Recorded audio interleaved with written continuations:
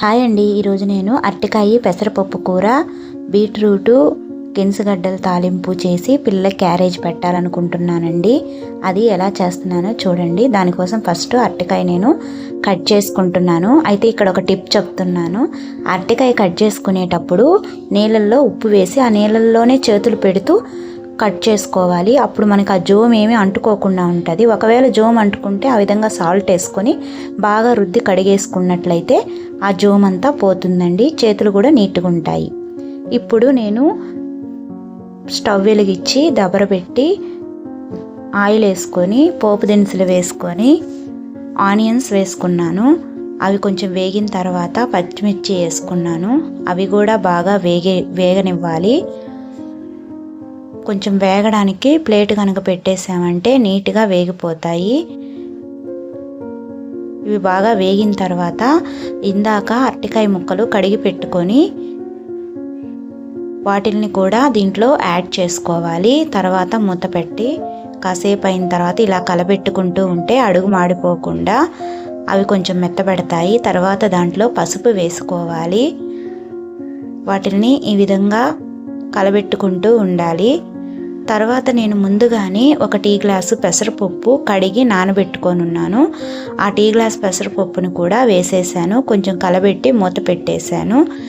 ఒక 5 మినిట్స్ తర్వాత మళ్ళీ ఇలా కలబెట్టుకున్నాను. తర్వాత ఒక టీ గ్లాస్ వాటర్ పోసాను.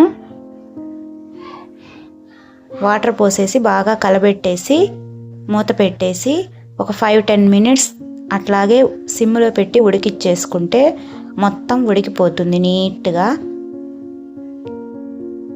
చూడండి, ఈ విధంగా నీట్గా ఉడికిపోతుంది. కావాలంటే ఇంకొంచెం వాటర్ కూడా యాడ్ చేసుకోవచ్చు. ఈ విధంగా అంతా ఉడికిపోయిన తర్వాత ఇప్పుడు ప్లేట్ పెట్టేసి మళ్ళీ ఇంకొక 5 నిమిషాల వరకు ఉడికించుకున్నట్లయితే పూర్తిగా ఉడికిపోతుంది. చూడండి ఎంత చక్కగా ఉడికిపోయిందో. ఇప్పుడు మనము దాంట్లో టమోటాలని యాడ్ చేసుకోవాలి. ముందుగా యాడ్ చేసుకుంటే పెసరపప్పు ఉడకడం, అరటికాయ ఉడకడం కొంచెం కష్టమవుతుంది. కొంచెం కారం కూడా యాడ్ చేసుకోవాలి. ఇప్పుడు మూత పెట్టేసి ఇంకో 5 మినిట్స్ తర్వాత చూసామంటే ఈ విధంగా నీట్గా ఉడికిపోతుంది. అయితే ఈ కూరలో నేను ఒక ఇంగ్రీడియంట్స్ యాడ్ చేస్తాను. అదే ఈ కూరకి స్పెషల్. ఏంటంటే అది అల్లము వెల్లుల్లి ముందు దంచేసుకొని దాంట్లో కొంచెం ధనియాల పౌడర్ వేసి దంచేసి ఆ పొడి తీసుకొచ్చి వేసామంటే చాలా టేస్ట్గా ఉంటుంది. తర్వాత ఇప్పుడు నేను బీట్రూటు గిన్సగడ్డ తాలింపు చేస్తున్నాను. దానికోసము బాండలు పెట్టి ఆయిల్ వేసి పోపు దినుసులు వేసుకొని ఎర్రగడ్డ, ఎండుమిరపకాయ, తెల్లగడ్డ వేసుకొని బాగా వేయించుకుంటున్నాను. ఇవి కొంచెం వేగిన తర్వాత దీంట్లో బీట్రూట్ ముక్కలు యాడ్ చేశాను.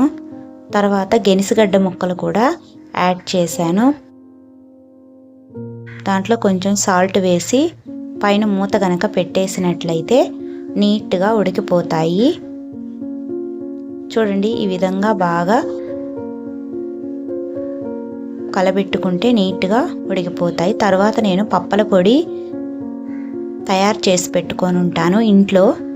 ఆ పప్పల పొడి వేసేసి కలబెట్టేసుకుంటే నీట్గా మూత పెట్టేస్తే రెడీ అయిపోతుందండి. చూడండి, లంచ్కి ఈ విధంగా ప్రిపేర్ చేశానండి పిల్లలకి. అన్నము, అరటికాయ పెసరపప్పు కూర, క్యారెట్ గిన్సగడ్డ తాలింపు. ఫ్రెండ్స్, మీకు నచ్చినట్లయితే మా ఛానల్ సబ్స్క్రైబ్ చేయండి. Bye friends.